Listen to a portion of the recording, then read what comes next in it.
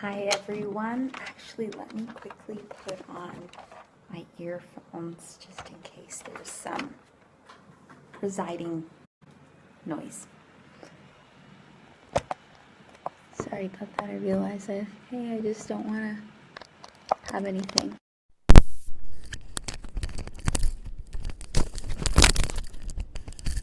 What a way to start a live stream.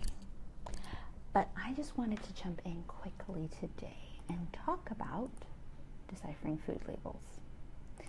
And the reason why I wanted to talk about that is in my Healthy and Thriving Women's public Facebook group, I asked them some questions last week while I was away on just what food and fitness questions they had on Food and Fitness Friday. And just kind of didn't have a chance while I was away to really answer those, so just wanted to jump in and to answer those now. So what I'm also going to do is share that in that group. And then I also have a members club, so it's for women who are either my one-on-one clients or just want to be a part of the members club in like an entry-level way, in a group dynamic, have a space, have access to my trainings, have group coaching calls. That's also a group I have, so if you're interested in that, let me know too. We'll talk about that in the end though.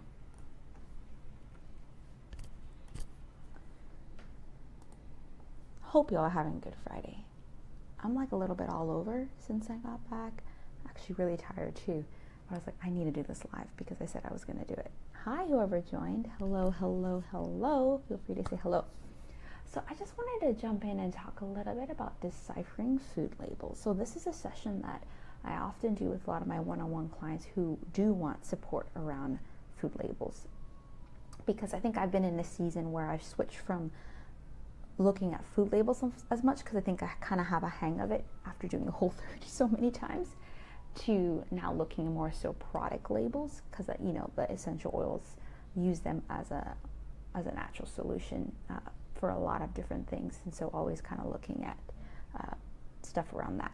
But I think food labels is definitely still very important. So why should you care about food labels? You should care about food labels for many different reasons, because a lot of the foods we eat today are not in its most natural form. There are tons of additives, tons of preservatives, and a lot of the foods we eat go through a refining process and an enrichment process. And enrichment usually means they add vitamin or minerals back. Refining means they kind of refine some out. But they do that in order to get the food to an edible state and into a very preserved state. And so what we really want to do is, as much as possible, is eat foods that don't have much additives, don't have much preservatives, and so forth, right? So the best way to do that is to learn to read your food labels. And let's just say, I'm not perfect with food labels. I don't know all of the stuff, but I've tried my best to now. There are definitely go-to foods that I can know what's in them automatically. And I can really just kind of know when to avoid what. And at the core of it, what you want to do is avoid foods with stuff you can't pronounce, for one, and stuff that you also know that people are like, it's bad for you, don't do it. So what I'll do is, I have a couple different session notes up here. I'm just bringing up a little bit quickly. I mean, there's a lot more details in the stuff that I go through with clients, but again, at the core of it, we really want to avoid additives and avoid preservatives, because they tend to affect things such as our digestion, our appetite control, our brain function, our memory, our weight gain, quality of sleep, concentration, energy levels, gut flora. Y'all know I care about the gut, as well as deficiency of micronutrients. And the best way is to avoid processed foods as much as we can. Sometimes even healthier foods we want to try, but we're like, how can I decipher what's in these food labels, right? So another question that was asked too was around how do we know stuff around like whole grains? Like, what does natural mean? What does whole grains mean? What does fat-free mean? What does sugar-free mean? And honestly, if you see a lot of that stuff, just avoid it, because it often means, if it means fat-free, they've taken away a natural fat and they've added a lot of sugars into it to make it still taste good. But guess what at the end of the day happens? All sugar turns into, sugar in your body, and guess what? When you have an overabundance of sugar, all carbohydrates turn into sugar. When you have an overabundance, unfortunately, that gets stored as fat. So technically, is it fat-free, right?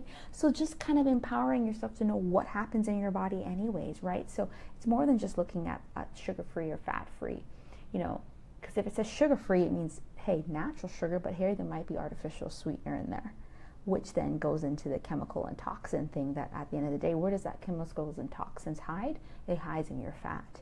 And then what happens is that when we eat all these preservatives, we eat all these toxins, we eat all these additional additives, our body can only metabolize that stuff so much and cleanse it out so much that it gets stored in our body, and our body is slowly releasing those toxins into our body. That's sad, right? So we don't want that. We want to just be able to eat good food. So there are some ones to definitely look out for. High fructose corn syrup. It has been shown to damage your immune function, speed up the aging process, and contribute to weight gain. And it's found in just about everything. Crackers, bread, chips, yogurt, sauces. I just wanted to eat, I'm at my parents' house for a little bit. I wanted to eat some applesauce. Guess what's in the applesauce? Apples and high fructose corn syrup. I'm like, I just want some applesauce, but it has high fructose corn syrup, right? So just learning to read your labels, just because it's applesauce doesn't mean it's good. Refined sugar. So people, mainly in the United States, is kind of these statistics, can consume up to 130 to 160 pounds of sugar per year. In other words, we're kind of consuming about half a cup of sugar a day. Crazy. And it's not just like, hey, we're consuming sugar. They're hidden in a lot of these foods, right? And that's why I love doing the Whole 30 program with people and just empowering them to know what they're putting in their bodies, because you think that it's okay, but it might not be. And honestly, a lot of sugar can contribute to things such as bloating, fatigue, arthritis, migraines, lowered immune function, and so forth, right? So it's just really important to avoid refined sugar. So then trans fats. Fat isn't bad. Just know that. You know that. If you know me by now, you know that I eat fat. It's what kind of fat. Trans fats are found in hydrogenated oil or partially hydrogenated oil. According to the Harvard School of Public Health, trans fats cause about 50,000 premature heart attacks per year. They can also increase your risk of cancer, obesity, depression, asthma, osteoporosis, and it's found in a lot of things such as cookies, cake, frozen food, and crackers and chips. Hey, Catherine. Hope you're doing well. Feel free to say hello and ask questions. And the U.S. government has done a lot to eliminate a lot of these trans fats, so we're moving in the right direction. And then what's MSG? Let's talk about MSG. So MSG stands for monosodium glutamate, and it lurks in so many different places, and it's disguised under names like yeast extract, hydrolyzed vegetable protein carrageenan, which guess what's in a lot of your almond and soy milk and coconut milk, sodium caseinate, soy protein, and other natural flavors. And so it's found in things like, obviously, sushi stuff and soy sauce, but soup, sauces, and crackers. And there was just a study done to show that mice injected with MSG increased their food intake by more than 40%. So it's also something that increases hunger in some people, and is a neurotoxin, so it's toxic to our nervous system. And then the next one I like to talk about is sulfite and sulfates. So sulfites, what they are, they tend to destroy vitamin B1, which is important for mental clarity and heart health. Catherine says her Greek seasoning had MSG, right? Seasoning. But it's crazy how many things are lurking in this and then we don't know until we look at it. So yeah, so definitely just empowering ourselves to look at what we currently use. I know there's no shame, because there's sometimes I've used seasonings or things and I'm like, oh, this is healthy.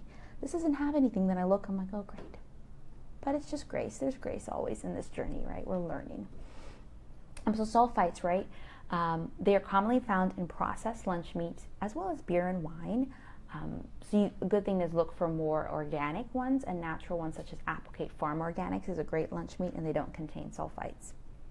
I think it's in a report called Food Dyes, A Rainbow of Risk. The Center for Science and the Public Interest revealed that 9 of the food dyes currently approved for in the U.S. are linked to health issues ranging from cancer, hyperactivity, allergic reaction. And many of these dyes are linked to sulfites. So red, number 40, I think another Catherine was mentioning her child is actually allergic to this particular red, I think a red dye. So a lot of these dyes that make our gummies so pretty and all this stuff, and even our Gatorades and our frozen treats and our favorite fruit snacks, they are not good for us. And so it's just, we have to, not to say, hey, guess what, you can't ever have it, but just be mindful of what you're putting into your body. And then artificial sweetener. Aspartame is one of the biggest ones, and artificial sweetener, I remember when I first started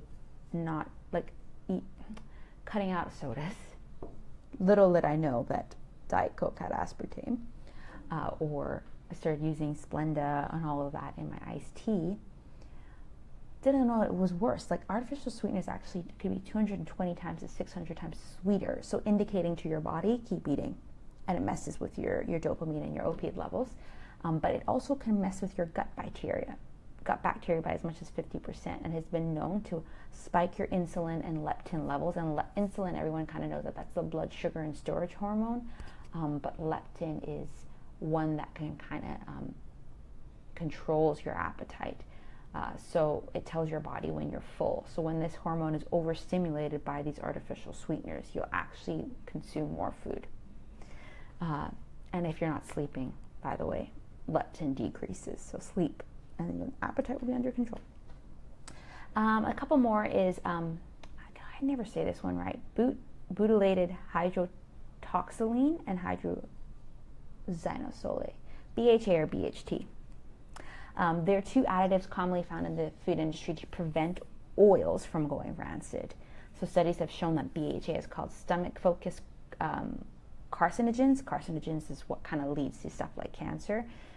In these trials involving mice, hamsters, and rats. BHT is a little less harmful, but we still want to replace them with safer alternatives. And then we have genetically modified organisms. So GMOs are plants and animals that have had their DNA modified. In the US, the majority of these can be the corn, the wheat, soybean, cotton, and canola crops. There have been some studies to show that it may decrease just your immunity at an overall level, and that they will have resistance to antibiotics and could have a negative impact on genetic function. Plants that are genetically modified tend to also be resistant to disease, pesticides, and insecticides. And so, which those things are horrible anyway, but it's like, if they're resistant to a chemical, that means something's up with this GMO food, right? And you can always go to the environmental working group, ewg.org, to learn more about this, even not just like food preservatives, but skins and stuff, that products to talk about that. And then I'll just name a couple other ones in an article I found for you guys. We talked about sulfites. Sulfites also, they're used to stop the browning or discoloration of food. So a lot of these preservatives prevent the foods from going bad, which is why something can sit on the shelf for so long. But if you buy a fruit, it's going to rot because it's a living organism, while all this other stuff is not living. So nitrate is another big one. This is often found in meats and is responsible for giving hot dogs their red coloring. And it's just recommended that you decrease this amount.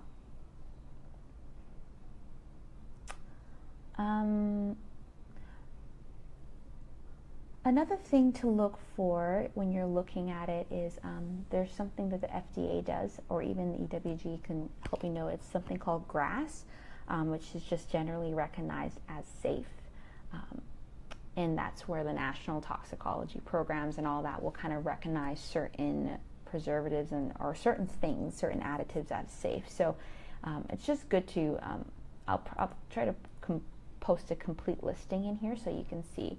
So at the end of the day, really what you need to do is avoid anything you can't pronounce, look for organic, go fresh, go local, and like just learn, right? Get a list of certain preservatives or certain, the biggest thing that I've done is looking at foods you currently eat and just looking at what's in them and starting from there versus going on this extensive search and you don't even, that it might not even include the foods that you are normally eating, right? Let me see, this list is a little bit longer, great.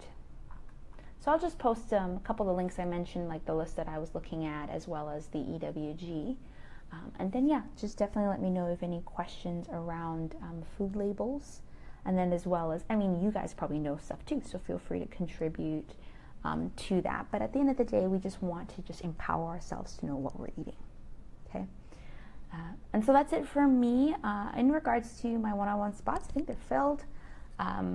For the upcoming month though, but I may have 1 or 2 coming up for November, so be on the lookout. I'll let you all know about that. But if you're still looking for support, whether it's around food labels, whether it's around food, physical health, or in all these other areas of health and life that we do talk about in this group, my members club is still open. It's a membership community where you have access to training, a private Facebook group, accountability partner if you want one, group coaching call, and so forth. And probably next month I might close that for the rest of the year. So definitely, if you want some support, opt into that as soon as possible.